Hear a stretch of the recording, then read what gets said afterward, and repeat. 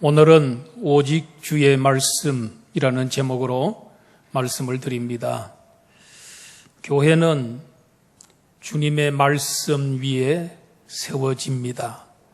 그리고 말씀을 통해서 성장하고, 또 교회는 하나님 말씀을 설교하는 곳이고, 하나님 말씀을 가르치는 곳이고, 주의 말씀을 전파하는 곳입니다. 교회의 생명은 주의 말씀에 있습니다. 주일날 왜 교회에 올라오십니까? 하나님께 영광 돌리고 또 하나님께 감사하고 성도들과 만나 교제하고 가르치고 배우고 그렇게 하기 위해서 올라옵니다. 그러나 가장 중요한 것은 주의 말씀을 듣기 위해서 올라오는 것입니다. 교회가 부족한 것이 없을 정도로 모든 것을 다 갖추어졌다 해도 주의 말씀이 없으면 그 교회는 교회가 아닙니다. 기독교가 아닙니다. 그래서 교회에서 가장 중요한 것은 오직 주의 말씀인 줄로 믿습니다. 지난 주일에 무슨 설교했는지 여러분 아십니까? 오직 주의 은혜라는 제목으로 말씀을 드렸습니다. 어떻게 구원을 받는 것인가? 이것이 에베소 안디옥 교회에 문제가 생겨서 예루살렘 교회까지 보고가 되고 또 대표단을 보내게 되고 예루살렘 교회에서 사도들과 장로님들 중심으로 총회가 열렸죠. 그 총회에서 오랜 시간 동안 변론이 있은 후에 결론을 내렸습니다. 구원은 어떻게 받는가? 예수 그리스도를 믿을 때 하나님께서 은혜로 하나님 선물로 구원을 주는 것이다. 이게 확정이 됐습니다. 그때 확정된 그 교리가 오늘날 2000년 지난 오늘까지도 그대로 유효합니다. 그런데 또 일부 사람들은 예수님 믿는 것으로는 구원받기가 부족하다. 예수님도 믿어야 되지만 율법에서 말하는 할례도 행해야 된다. 율법도 지켜야 된다. 그래야 구원을 받을 수 있다. 이렇게 주장하는 것은 그 회의에서 기각이 됐습니다. 그것은 받아들여지지가 않았습니다. 그러나 단지 또 저 이방 세계에 나가면 유대인 출신으로서 기독교인 된 사람도 있고 이방인으로서 기독교인 된 사람도 있는데 같은 형제고 같은 교인인데 서로 전에 믿은 유대교 때문에 조금 이런 갈등이 있고 화합이 되지 않으니 거기에다가 4가지를 보태라 그랬죠. 그런 정도는 좀 유대인들이 굉장히 중요하게 여기는 거니까 지켜주면 화합이 이루어지고 서로 또 교제를 나누는데 하나가 되는데 도움이 될 것이다 해서 첫째로는 우상 제물을 먹지 말 것. 두 번째로는 목매어 달아서 죽인 짐승은 먹지 말 것. 또 피채 먹지 말 것. 또 근친상간, 음행하는 것은 금할 것. 요 4가지는 이방인들이 조금 양보해주면 유대인들이 그런 걸 굉장히 중요하게 생각하고 있기 때문에 이방인들이 그런 거 안 지키면 좀 이렇게 화합이 안 되기 때문에 양보를 해라. 그렇다 해서 이거 지켜야 구원받는다 그런 의미가 아니고 또 할례를 지키지 마라. 그건 할례는 지키지 마라. 이렇게 결론이 내서 이것을 이제 확정된 다음에 편지로 썼습니다. 그 결과를, 결의된 것을. 그것을 이제 바울과 바나바와 또 유다와 실라 이 4사람의 대표단이 그 편지를 가지고 이방교회, 특별히 안디옥 교회로 편지를 가지고 내려가서 거기에 성도들, 안디옥 교회의 성도들을 다 불러 모아놓고 그들에게 이 편지를 읽어줬을 때에 안디옥 교회 교인들이 그 편지를 읽고 위로도 받고 권면도 받으면서 기뻐하였더라. 주의 말씀을 듣고 저들이 크게 기뻐하는 역사가 일어났습니다. 성도 여러분, 구원은 어떻게 받는 것입니까? 오직 예수님을 믿을 때, 예수님의 뭘 믿어야 되냐면 십자가 사건, 부활 사건, 특별히 이거는 복음의 핵심이기 때문에 믿을 때 하나님께서 구원을 선물로, 은혜로, 사랑으로 주는 줄로 믿습니다. 그리고 율법을 구약시대에도 율법이 있고 오늘날에도 율법이 있습니다. 신약의 율법도 있습니다. 특별히 예수님께서 세 계명을 너희에게 주노니 너희들이 서로 사랑하라, 이런 계명들, 또 하나님을 마음을 다하고 뜻을 다하고 성품 다하게 사랑해라, 내 이웃을 내 몸처럼 사랑하라, 이런 모든 명령, 이런 것들은 다 계명입니다. 율법입니다. 이것은 그걸 지켜서 구원받게 하려고 주신 게 아니고 이미 은혜로 구원받은 사람이 하나님이 원하시는 뜻을 이루어드리되 구원받았으니 감지덕지해서 즐거운 마음으로, 기쁜 마음으로, 차원하는 마음으로 죽도록 충성하고 헌신하는 겁니다. 그래서 지키는 것이지 구원받으려고 지키는 건 아닙니다. 이분이 구원 문제는 이미 끝났습니다. 예수 믿으면 구원받는 줄 믿습니다. 그 순간에 다 끝났어요.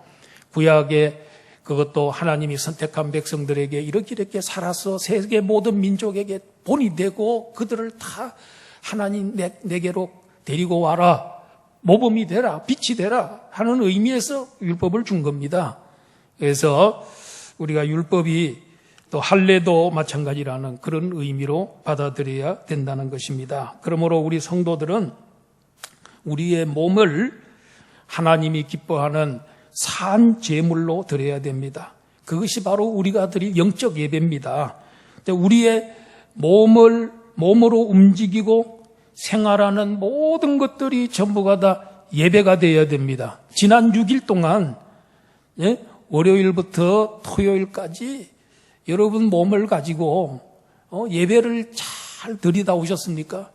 여러분들의 움직이는 행동 하나, 말하는 거, 은행, 심사, 말과 행동과 마음에 생각하는 것까지 모두가 하나님께서 기뻐 받으실 만한 영적 예배를 잘 드리고 오신 분들은 오늘 이 공적 예배, 우리가 함께 모여서 드리는 대면 예배, 이거 현장 예배, 이 예배의 성공자가 될 수 있지만, 그러나 일주일 동안 예배를 제대로 못 드리고 오신 분들은 어렵습니다. 그럼 어떻게 하면 될까요? 회개해야 됩니다. 그래서 우리가 교회 딱 먼저 올라오면 기도부터 하잖아요. 그 시간에 자기를 살펴보고 일주일 동안 잘못된 거, 이런 것들을 다 깨끗이 회개하면 하나님께서 예수 그리스도의 보혈로 또 깨끗이 씻어줄 줄로 믿습니다. 그리고 예배를 드려야 하나님께서 받으시는 예배가 되지요. 그리고 이 공적 예배의 시간에 졸지 말고 딴 생각하지 말고 마음의 문을 활짝 열고 하나님 말씀을 받는 그런 믿음을 가지고 아멘으로 받고, 그리고 기도하고 이런 깨끗이 씻어가지고 거룩한 사람이 돼서 세상에 나가서 6일 동안 나가야 성공자가 될 수 있고 세상을 변화시킬 수 있는 것이고, 그리고 난 다음에 또 올라와서 예배에 성공하시고 이 예배도 성공하고 저 예배도 성공하고, 할렐루야. 이렇게 하기 위해서 오늘 교회 올라오는 줄로 믿습니다. 예루살렘 총회에서 결의한 내용을 보내서 안디옥 교인들 다 불러 모아놓고 말씀을 전했을 때 안디옥 교인들이 큰 은혜를 받고 그들이 기뻐하였다고 했습니다. 다 모였습니다. 그때는 다 모여서 이렇게 같이 예배를 드려야만이 하나님 말씀을 들을 수 있었습니다. 그때 당시에는 또 인편으로 편지를 전달해서 갈 수밖에 없었습니다. 2000년이 지난 오늘날에는 인터넷이 너무 발달이 되고 과학이 발달이 돼가지고 코로나 바이러스 시대에도 집에서도 어떤 우리나라 어디서든지 이 인터넷이 연결이 돼서 유튜브로 예배를 드리고 줌으로 예배를 드리고 참 얼마나 좋은 시대에 우리가 지금 살고 있습니까? 옛날에는 상상도 할 수 없는, 꿈도 꿀 수 없는 그런 거죠. 지난 주간 월화 가정교회 목회자 컨퍼런스가 경기 중부 지역의, 제가 이제 경기 중부 지역의 지역 목자인데, 우리 교회에서 이제 컨퍼런스 그 영상 예배, 영상으로 참여하게 됐는데, 유튜브로도 참석하고, 어떤 과목은 줌으로, 줌이 뭡니까?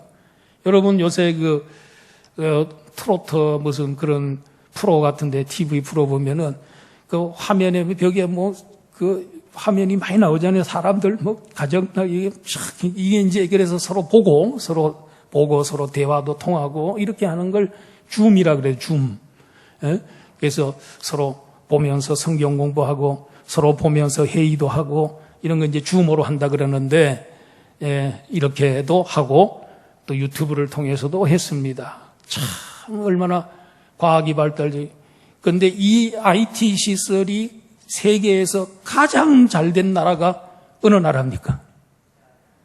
잘 대한민국이 세계에서 제일로, 나라가 좁다 보니까 이 시설이 아주 잘 돼 있습니다. 아주 최고입니다. 세계 최고. 그리고 무슨 소식이 누구 집에서 빵기 한번 깨어도 다 압니다. 전 국민이. 누가 어디에서 빵 굽기 있더라 하고 그냥 인터넷에 올려놓으면 그냥 알게 됩니다. 이게 바로 우리 대한민국인데, 그런데 성도들이 코로나 때문에 교회에 오지도 못하고 또 유튜브로 예배를 드릴 수밖에 없는 성도들이 있는데, 이것은요 한정적인 것이고 임시적인 겁니다. 영원히 이렇게 하면 안 됩니다. 예? 그건 왜 문제가 생기냐면 이건 코로나 바이러스 때문에 비상 상황이기 때문에 그건 그렇게 하는 거지만은 어떤 공동체성이 중요해요. 같이 모여서 예배 드리는 게 얼마나 중요한지 모릅니다. 공동체가 모여서 예배하면은 예배의 분위기가 벌써 뜨겁잖아요. 예?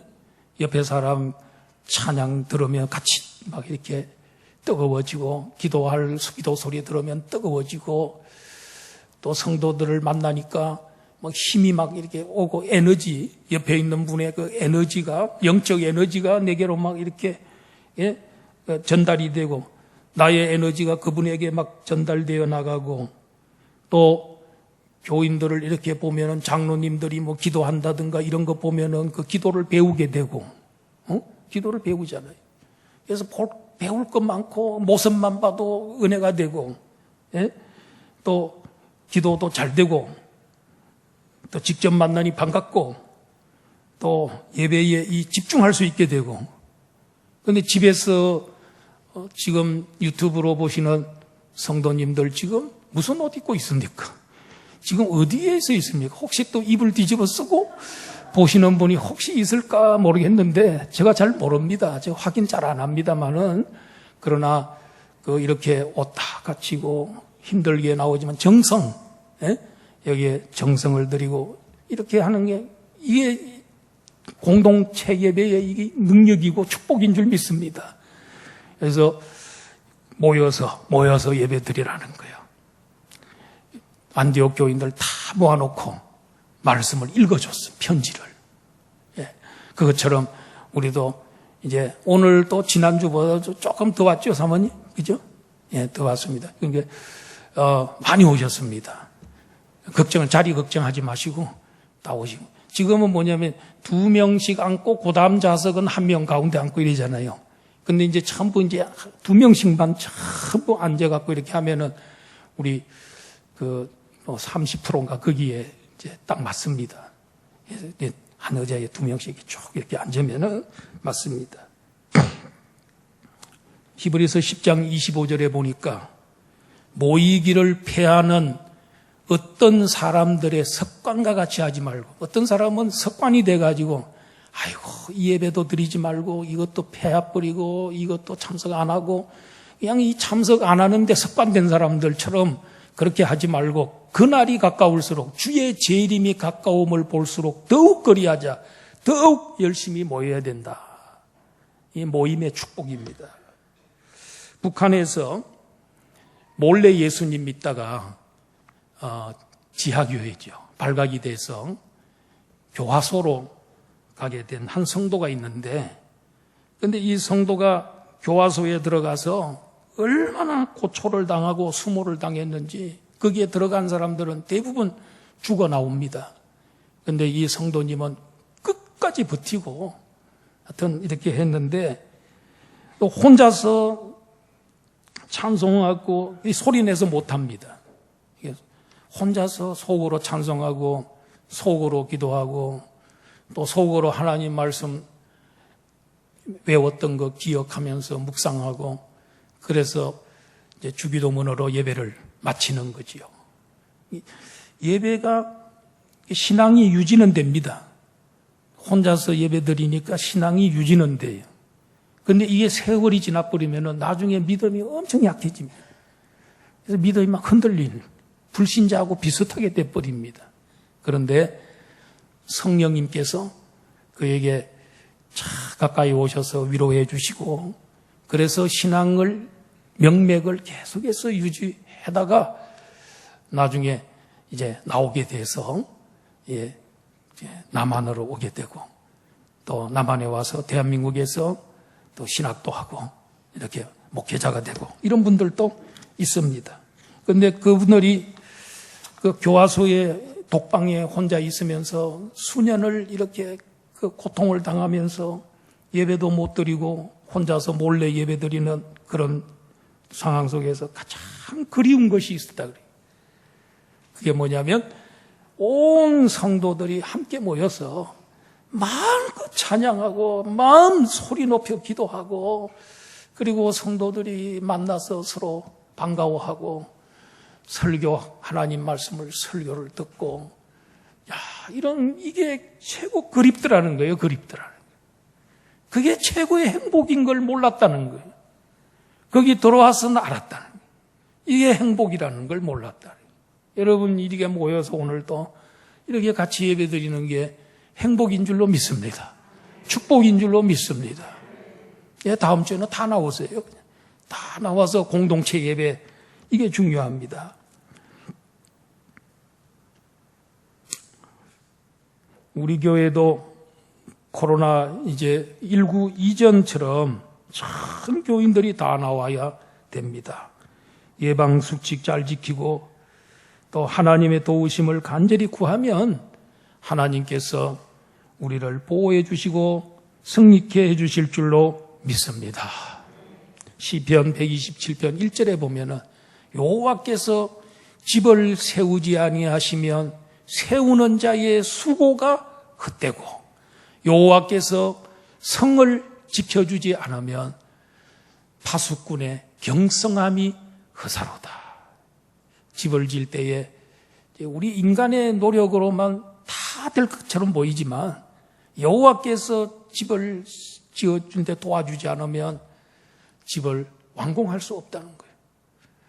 성을 지키는 보초병들이, 파수꾼들이 성을 철통같이 지킨다 해도 여호와께서 지켜주지 아니하면 무너지는 것이고 뚫릴 수밖에 없는 것이고, 지켜주시고 세워주시는 분은 오직 하나님인 줄로 믿습니다. 물론 우리가 노력을 하지 말라는 건 아닙니다. 우리도 노력을 해야 되지만은 하나님의 도움이 항상 필요하기 때문에 기도하는 것이고, 성도들은 수술 받기 전에도 기도하는 것, 수술 후에도 기도하는 것이. 우리 성도들은 수능 시험을 앞에 놓고도 우리가 기도하는 건 뭐냐?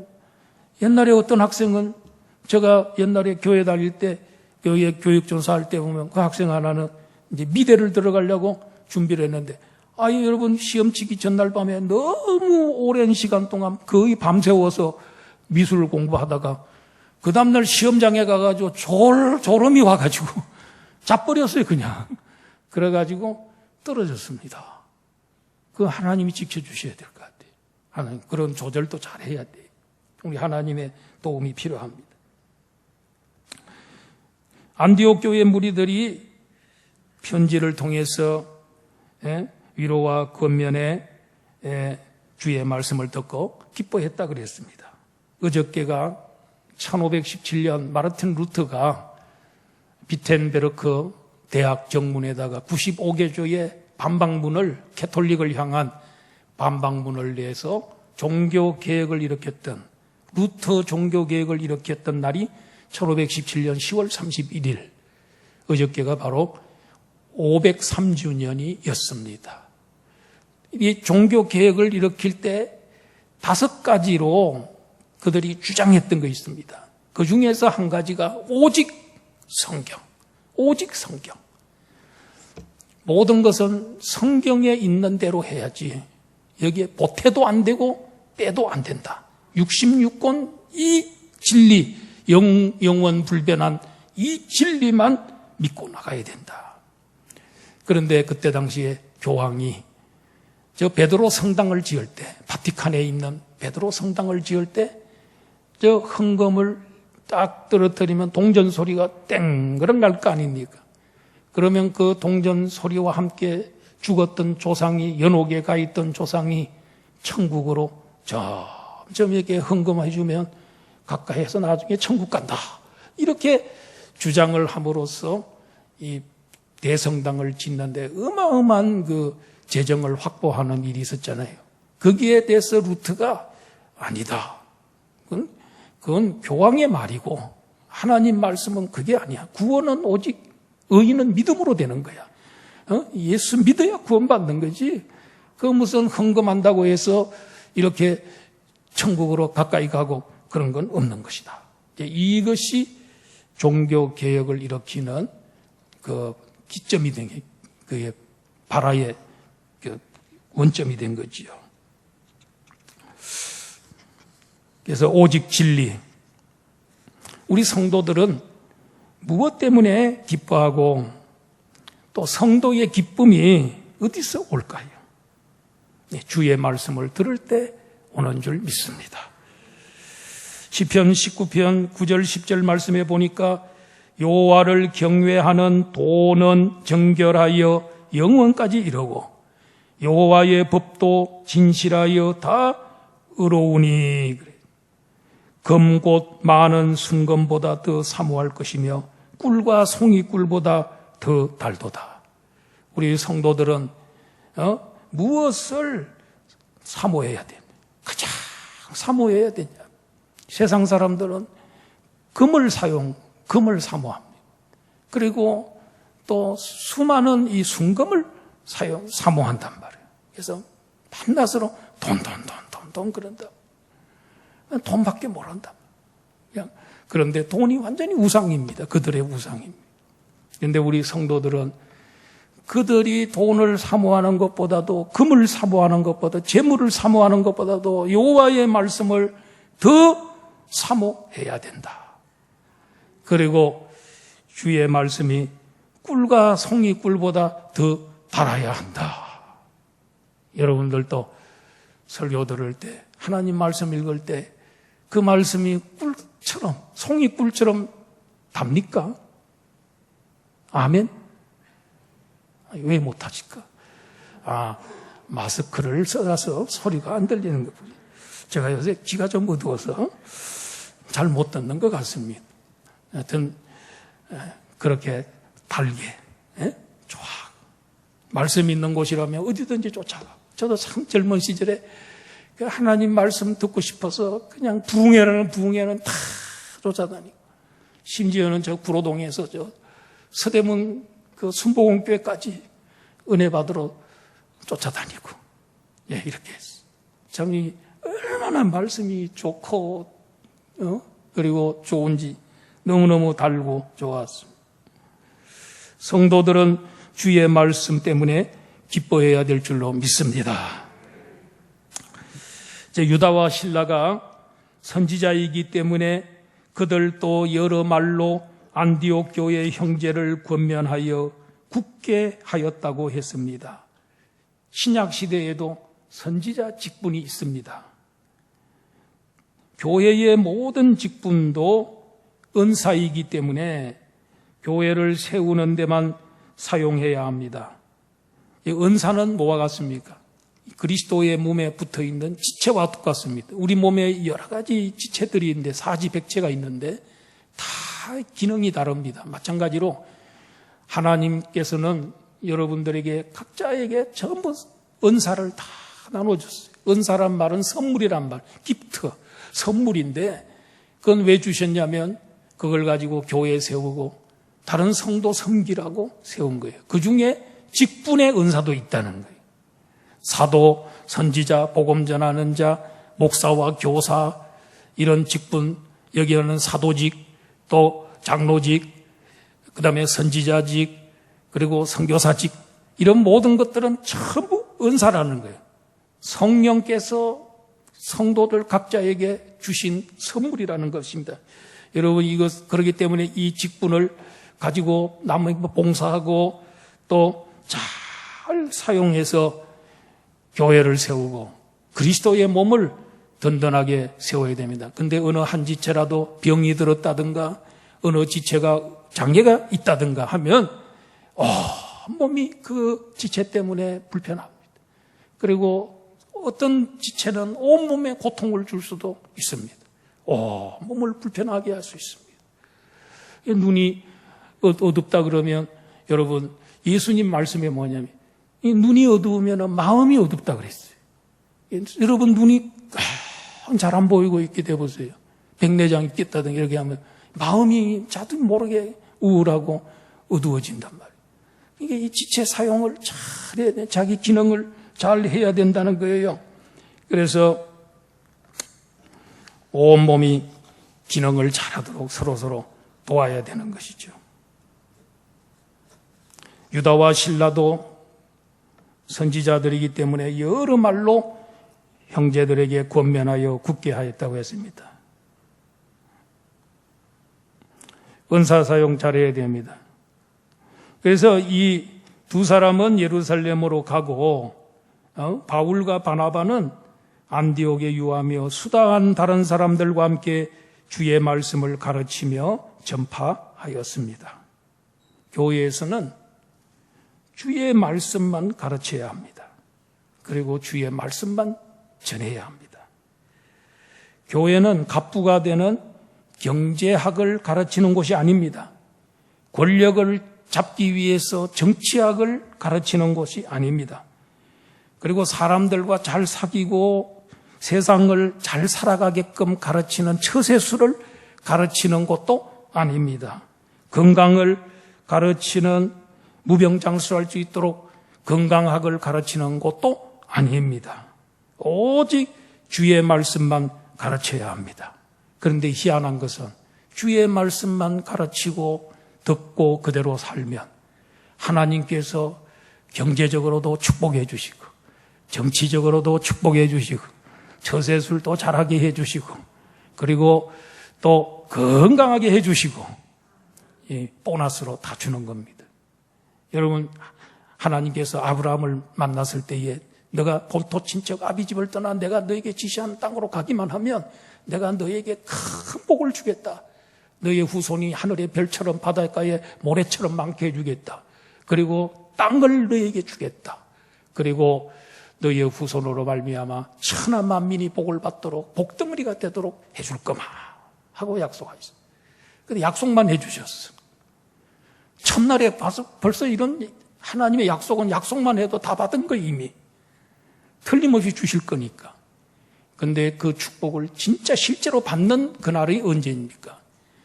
이삭을 번제로 바치라 했을 때 순종하여 바치려고 칼을 빼들고 그를 번제로 드리려고 죽이려고 하는 그 순간에 아브라함을 하나님이 급하게 부르시면서 내 아들에게 손을 대지 마라.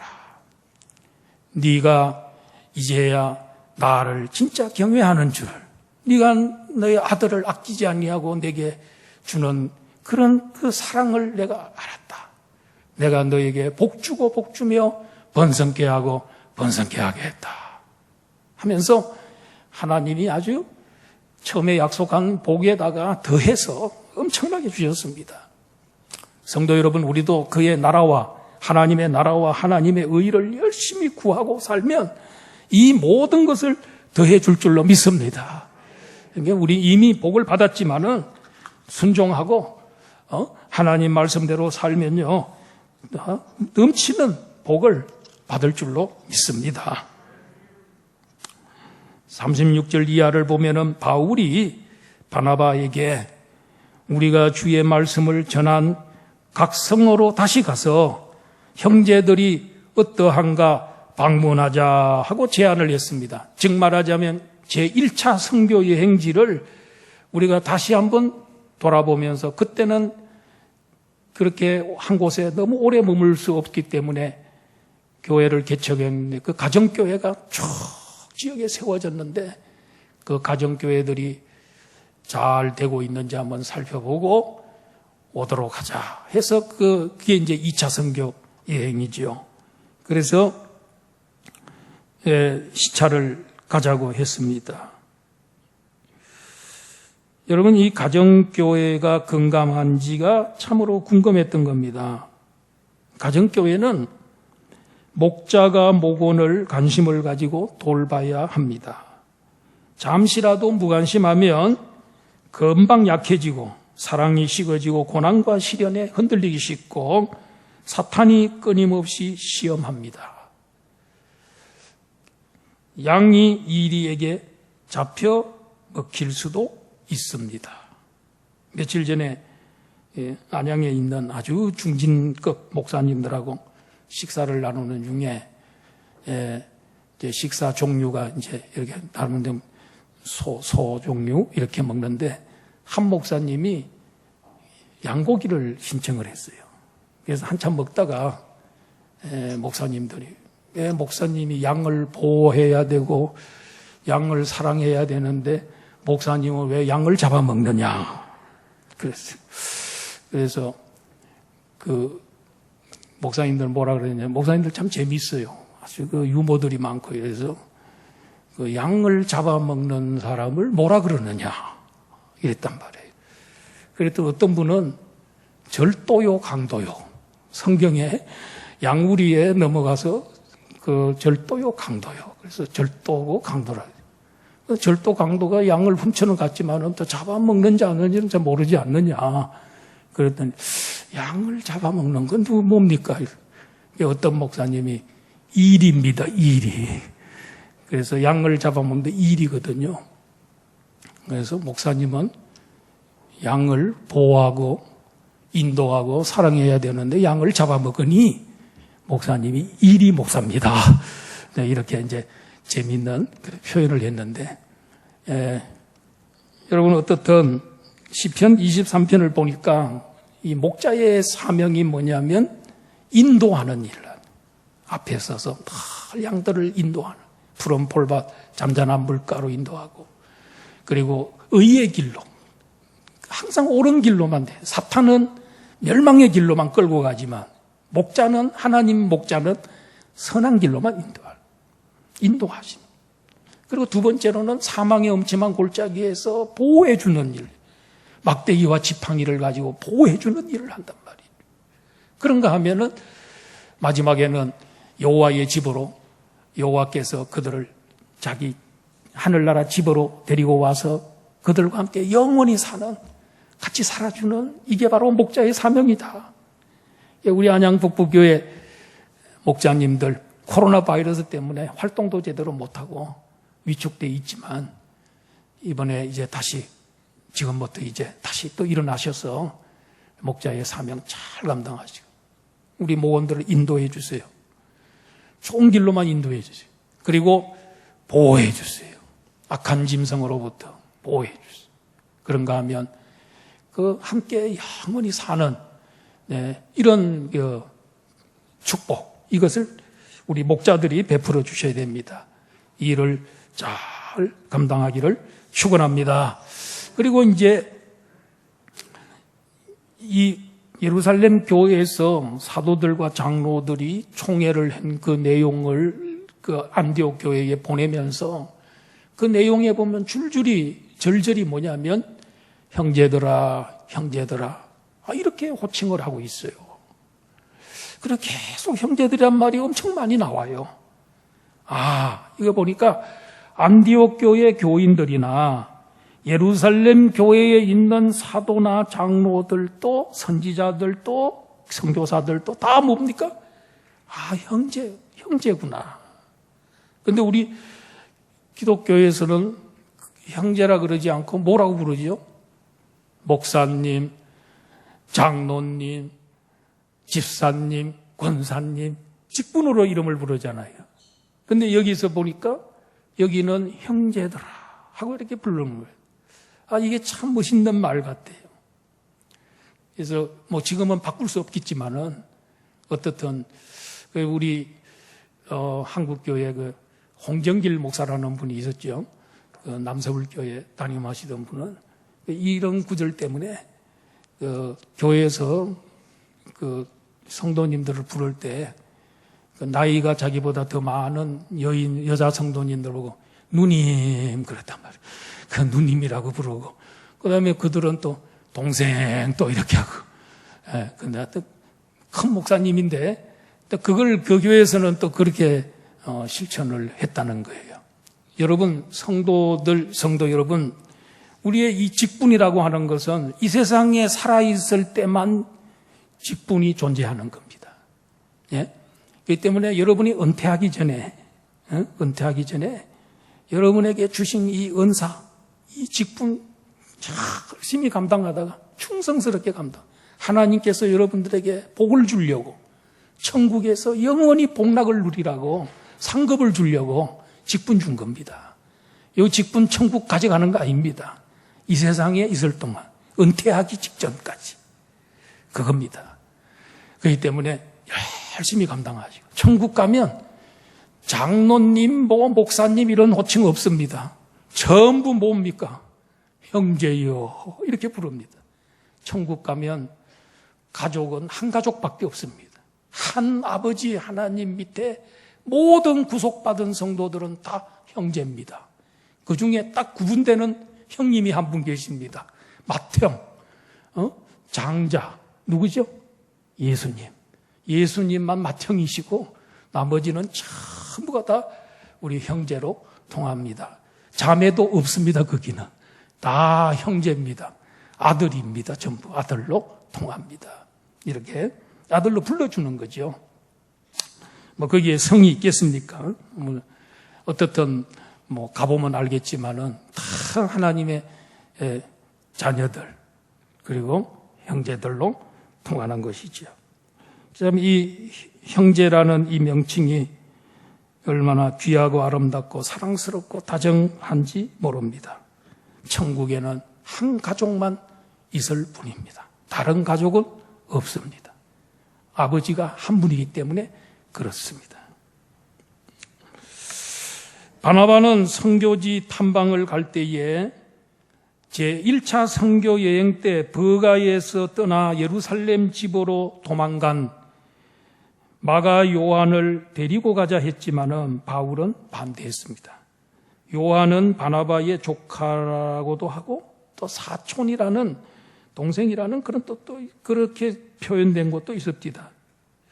바울이 반대한 이유는 조금 힘들다고 도망간 요한 때문에 힘을 잃고 상처를 받았으므로 반대했지만 바나바는 친척이므로 인정에 이끌려 그를 데리고 가려고 하여 바울과 바나바 사이에 심히 다투어 피차 갈라서게 됐다고 했습니다. 누가 잘했다, 누가 옳았다 이렇게 말하기는 어렵습니다. 그런데 그 후부터 바나바 얘기는 다 이제 끝나고 다음은 이제 안 나옵니다, 성경에. 그리고 바울과 실라가 2차 선교 여행 간 거, 거기서부터, 그거 바울 중심으로 이제 계속해서 이끌어가고 있는 걸 보니까 바울 사도가 조금 더 옳았지 않았나. 이렇게 생각해요. 뭐 틀렸다는 건 아니고, 바울 사도가 조금 더 옳은 거죠. 왜냐하면 선교사로 가는 사람이 힘들다고 선교지를 이탈해버리고, 그냥 말도 안 하고 예루살렘 집으로 훌쩍 가버리고, 준비가 안 된 사람이 선교를 하게 되면 다른 선교사들에게 피해를 줄 수도 있거든요. 준비를 갖추고 선교 가야 된다 하는 그런 뜻도 있는 것 같습니다. 바나바는 마가를 데리고 배 타고 구브로로 가고 바울은 신라를 선택하여 1차 선교 지역 가정교회 탐방을 하는데 가게 되는 것입니다. 그런데 여러분, 오랜 세월 후에 마가 요한은 진정으로 회개했습니다. 그리고 바울 사도는 그의 진정한 회개를 받아줬습니다. 형제가 잘못하거든 회개하거든 1번씩 7번이라도 용서해 주라고 예수님 말씀했습니다. 바울 사도는 용서했습니다. 그리고 마지막 순교하기 직전에 디모데 후서를 쓰면서 디모데에게 이런 얘기를 합니다. 디모데후서 4장 11절에 보니까 누가만 나와 함께 있느니라 내가 올 때에 마가를 데리고 오라. 그가 나의 일에 유익하니라. 바울 사도는 넓은 마음을 가지고 이 젊은 시절에 실수하고 그랬던 믿음이 없고 선교 훈련이 잘 안 됐던 이 청년을 용서해 주고 이 마지막 순교 직전에 그를 가까이 두게 됐습니다. 로마 감옥으로 오라는 겁니다. 이렇게 해서 그를 받아들이게 됩니다. 여러분, 남을 용서해 주셔야 됩니다. 아까도 말했지만은 이 북한에서 가정교회, 지하교회 생활하다가 감옥에 들어간 성도가 있는데 이 가서 남자들에게 막 이렇게 성적인 폭행을 당하고 이래서 너무너무 수모를 당하고 이런 중에도 믿음으로 끝까지 곁에서 이제 나오게 됐는데 나올 때에 하나님께서 저들을 용서해 주라 그랬네. 하나님, 어떻게 용서해? 나에게 이런 수모를 주고 이렇게 했는데 어떻게 용서해? 그 속으로 내가 나중에 기회만 되면 저들을 다 보복하겠다는 그런 마음을 품고 있는데 하나님은 저들을 용서해 주라 그래요. 그래서 성령의 역사로 용서를 하나님 명령이니까 용서를 해줬더니 그 시간부터 까만 눈에 눈물이 흐르고 그 다음에는 그 웃음이 그때부터 살아나더라는 거예요. 그때부터 이 웃음이 찾아지더라는 거예요. 그리고 그들을 위해서 기도하게 되더라는 거예요. 그러면 용서는 왜 하라 그러냐면 그 사람을 위해서 용서하는 거예요. 남을 위해 용서하는 게 아니고 그 사람한테 용서하는 거예요. 그 사람이 그 감옥에 갇혀 있는 거예요. 그 용서 못하는 미움의 감옥에 갇혀 있는데 용서해 주면 감옥에서 풀려나다. 그래서 자유함을 얻게 되고 즐거움이 오게 되고 웃음이 찾아오게 되고 그래서 남한으로 내려와 가지고 신학을 했습니다. 그래서 지금 주의 일꾼이 됐습니다. 여자분입니다. 용서해 줬습니다. 여러분, 이런 용서를 바울이 해줌으로 인해서 하나가 됐습니다. 결론 맺습니다. 교회는 주의 말씀을 가르치고 전파하는 곳입니다. 성도는 주의 말씀을 기뻐하고 주의 말씀에 순종해야 될 줄로 믿습니다. 주의 말씀을 듣기 위해 교회로 모여야 합니다. 공동체가 주의 말씀을 듣고 기뻐해야 합니다. 성도의 기쁨은 오직 주의 말씀에 있는 줄 믿습니다. 주의 말씀을 읽고 듣고 지키는 자가 큰 복을 받는 성도인 줄 믿습니다.